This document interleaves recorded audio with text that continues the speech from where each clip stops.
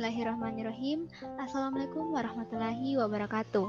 Perkenalkan, nama saya Priyanti Ahmad Sifa dengan NIM S1S1 20058. Jurusan Teknik Informatika, Fakultas Teknik Universitas Halu Oleo. Pada kesempatan kali ini, saya akan mempresentasikan sebuah video tentang sistem operasi yang merupakan tugas dari dosen.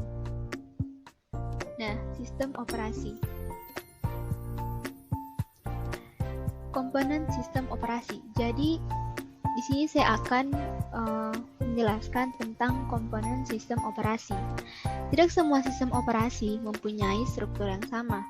Namun, menurut Avi Silberschatz, Peter Galvin, dan Greg Gaffney, umumnya sebuah sistem operasi modern mempunyai komponen sebagai berikut.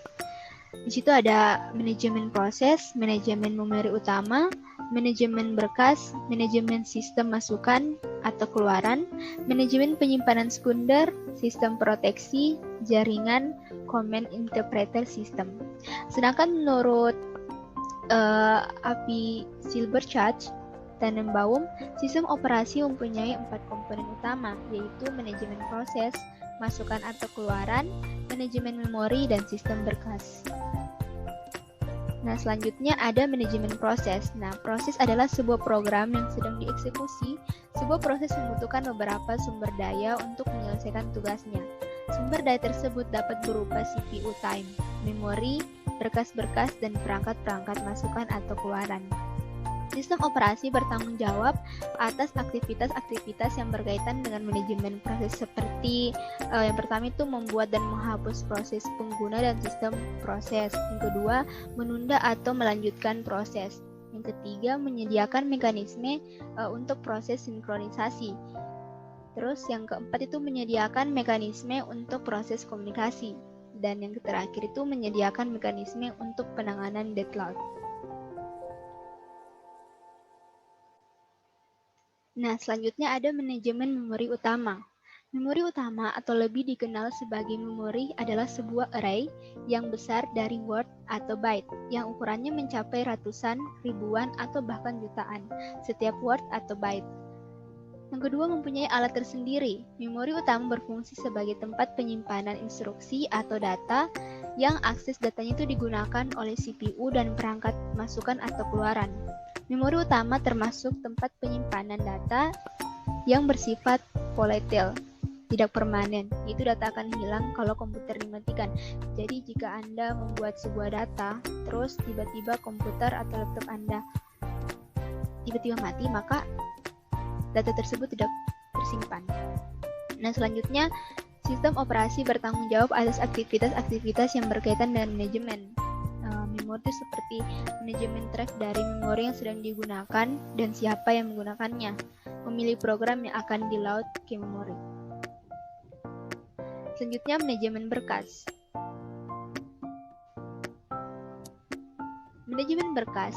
Berkas adalah kumpulan informasi yang berhubungan sesuai dengan tujuan pembuat berkas tersebut.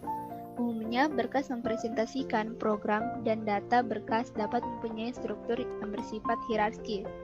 Dalam arti direktori, volume, dan lain-lain. Sistem operasi mengimplementasikan konsep abstrak dari berkas dengan mengatur media penyimpanan massa, misalnya tapes dan disks. Sistem operasi bertanggung jawab dalam aktivitas yang berhubungan dengan manajemen berkas. Yang pertama itu pembuatan dan penghapusan berkas. Yang kedua, pembuatan dan penghapusan direktori. Yang ketiga, mendukung manipulasi berkas dan direktori. Yang keempat, memetakan berkas ke secondary storage. Dan yang terakhir itu membackup berkas ke media penyimpanan yang permanen atau non-volatile.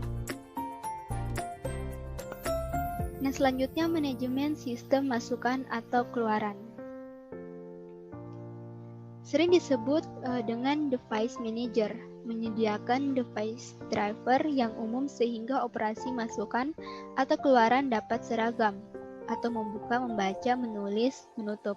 Contoh pengguna yang menggunakan operasi yang sama untuk membaca berkas pada perangkat keras seperti CD-ROM dan floppy disk. Komponen sistem operasi untuk sistem masukan atau keluaran itu ada penyangga yang menampung sementara data dari atau ke perangkat masukan atau keluaran. Lalu ada spooling, melakukan penjadwalan pemakaian masukan atau keluaran sistem supaya lebih efisien, dalam kurung itu antrian dan sebagainya. Menyediakan drive untuk dapat melakukan operasi rinci untuk perangkat keras, masukan atau keluaran tertentu. Manajemen penyimpanan sekunder. Data yang disimpan dalam memori utama itu bersifat sementara dan jumlahnya sangat kecil. Oleh karena itu, untuk menyimpan keseluruhan data dan program komputer dibutuhkan penyimpanan sekunder yang bersifat permanen atau flight dan mampu menampung banyak data sebagai backup dari memori utama. Contoh dari penyimpanan sekunder adalah hard disk, disket, dan lain-lain. Sistem operasi bertanggung jawab atas aktivitas-aktivitas yang berkaitan dengan manajemen disk seperti pre-patch management, alokasi penyimpanan, penjadwalan disk. Lanjut ada sistem proteksi. Proteksi ini mengacu pada mekanisme untuk mengontrol akses yang dilakukan oleh program, prosesor, dan pengguna ke sistem sumber daya. Mekanisme proteksi ini harus yang pertama itu membedakan antara penggunaan yang sudah diberi izin dan yang belum. Yang kedua itu menspesifikasi kontrol untuk dibebankan atau diberi tugas dan menyediakan alat untuk pemberlakuan sistem. Selanjutnya jaringan. Sistem terdistribusi adalah sekumpulan prosesor yang tidak berbagi memori atau clock. Setiap prosesor mempunyai memori dan clock tersendiri. Prosesor tersebut terhubung melalui jaringan komunikasi sistem terdistribusi, menyediakan akses pengguna ke bermacam sumber daya sistem. Akses tersebut menyebabkan peningkatan kecepatan komputasi dan meningkatkan kemampuan penyediaan data. Selanjutnya Command Interpreter System. Sistem operasi menunggu instruksi dari pengguna atau command driven, program yang membaca instruksi dan mengartikan control statement, umumnya disebut dengan control card, interpreter, command line interpreter, dan terkadang dikenal sebagai shell.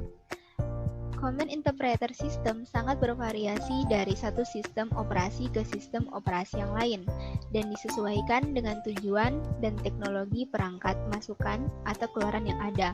Contohnya itu ada CLI, Windows, Pen-based atau Touch, dan lain-lain. Mungkin itu saja yang bisa saya sampaikan. Saya presentasikan, lebih dan kurangnya mohon dimaafkan. Wabillahi taufiq wal hidayah. Wassalamualaikum warahmatullahi wabarakatuh.